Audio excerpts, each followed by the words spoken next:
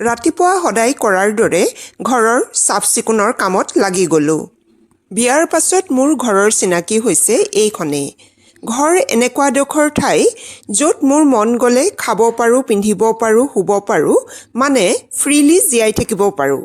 চাৰিবেৰ ইটা দি বনালেই কেৱল ঘৰ এখন নহয়, ঘৰ এনেকুৱা এটুকুৰা ঠাই য'ত সুৰক্ষা, মৰম আৰু শান্তি থাকে।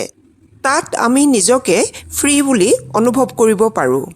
এটা ৰুমৰ ঘৰেই হওক বা 10টা ৰুমৰ ঘৰেই হওক, এইটো ডাঙৰ কথা নহয় ঘৰ কিমান ডাঙৰ, মাত্ৰ তাত দৰকাৰী বস্তুকেইটাৰ বাহিৰেও শান্তি থাকিব লাগে। যাতে তাত নিজৰ আপোন মানুহখিনিৰ সৈতে মনত থকাকে কিছুমান কাহিনী জীয়াই ৰাখিব পাৰোঁ। ঘৰখন এনেকুৱা অনুভূতি হয়, প্ৰতিদিনৰ বহুত কাম বাহিৰত কৰি আহি যেতিয়া ঘৰলৈ উভতো একো চিন্তা কৰিবলগীয়া নহয়, বৰ শান্তিহে অনুভৱ কৰোঁ। সেয়ে হয়তো ঘৰখনক পবিত্ৰ ঠাই বুলি কয়, য'ত পৰিয়ালৰ মানুহ প্ৰেম আৰু সুখ শান্তিৰে থাকে।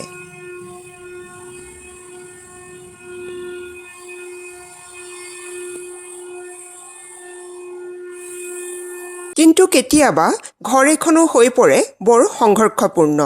কিন্তু এয়া ঘৰত থকা সকলোৰে বাবে স্বাভাৱিক কথা। ইয়ে পৰিয়ালৰ মানুহখিনিক মজবুত কৰে, শক্তিশালী কৰে।